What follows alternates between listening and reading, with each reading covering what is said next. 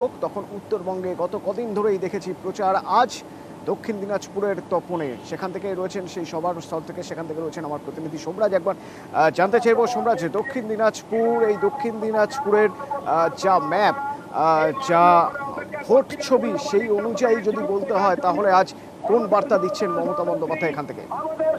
তৃণমূল কংগ্রেসের লড়াকু বিপ্লবী সংগ্রামী সভানেত্রী, রাজপথের নেত্রী, আমাদের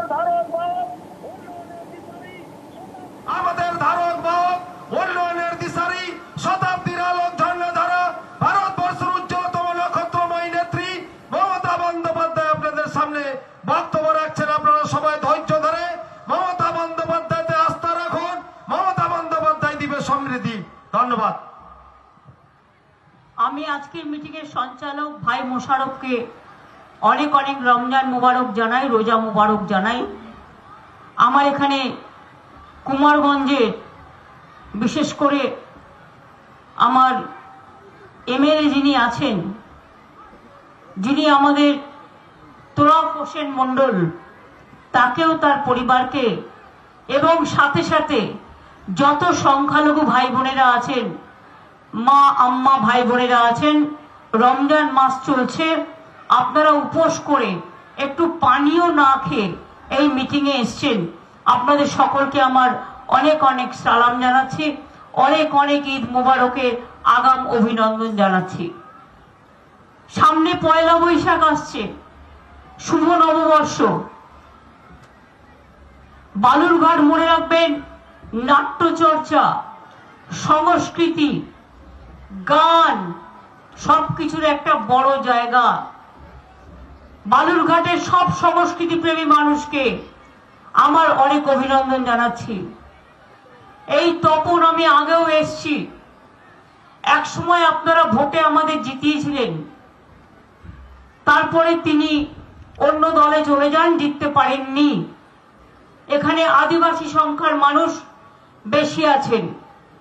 আপনাদের সকলকে আমি বলি, জয় জোহার প্রকল্প আমরা চালু করেছি, আর আপনাদের সকলকে জোহার, ভালো থাকবেন।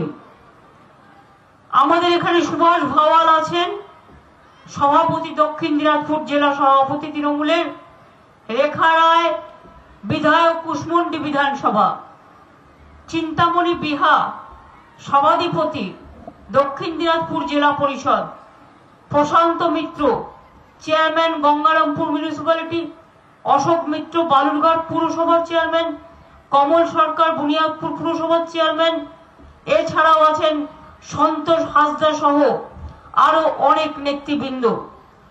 কিন্তু যেহেতু আমার সময় কম, গৌতম দাসও আছেন, আমি যেহেতু সময় কম, তাই কার্তিক চন্দ্র দাসও আছে, পার্থপ্রতিমও আছে, প্রতিরাম মণ্ডলও আছেন, অনেক আছে।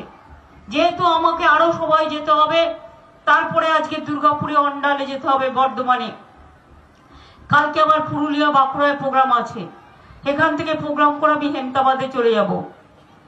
আমি প্রথমেই আপনাদের বলি, বিপ্লব মিত্র আমাদের দলের মন্ত্রী আছেন, আমাদের সরকারে অনেক পুরনো দীর্ঘদিনের নেতা। আমি ছোটবেলায় যখন ছাত্র পরিষদ করতাম, তখন কুমারগঞ্জের ঘটনা মনে আছে আপনাদের? একজন শিক্ষক হত্যা হয়েছিল, পার্থপ্রতিম একটা ছাত্র মারা গিয়েছিল, তখন সিপিএম সরকার শতাধিক ছাত্রছাত্রীকে গ্রেপ্তার করে রেখে দিয়েছিল। এবং আমি রাতের বেলায় বিপ্লব মিত্রকে নিয়ে শঙ্কর চক্রবর্তীর বাড়ি যাই এবং সেখান থেকে আমি শঙ্করদাকে রাজি করাই এবং সুভাষ চাকি, সেখানকার কাউন্সিল যে মানে লয়ার, তাকে বলি আমাকে একটা গ্রাউন্ড জোগাড় করে দাও, কারণ আমিও কিন্তু লয়ার।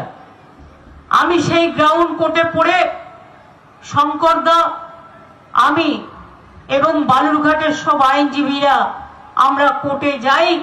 সেদিন সিপিএম বন্ধ ডেকে রেখেছিল, বিজেপি বন্ধ ডেকে রেখেছিল। আমরা সবাই মিলে ঢুকে গিয়ে ছাত্রছাত্রীদের আমরা সেখান থেকে উদ্ধার করি এবং তাদের মুক্ত করি। কাজে বালুরঘাটের ঘটনা আমার কাছে নতুন কোনো ঘটনা নয়।